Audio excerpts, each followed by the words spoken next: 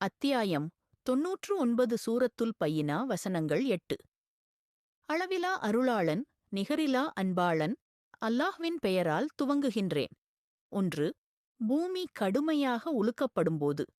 2. பூமி தனது சுமைகளை வெளியாக்கி விடும்போது. 3. இதற்குக் என்ன நேர்ந்துவிட்டது என்று மனிதன் கேட்கும்போது. 4, 5.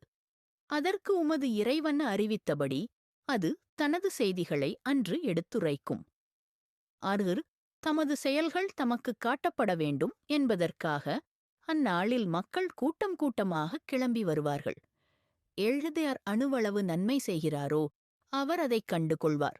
8 யார் அணுவளவு தீமை செய்கிறாரோ அவர் அதைக் கண்டு கொள்வார்.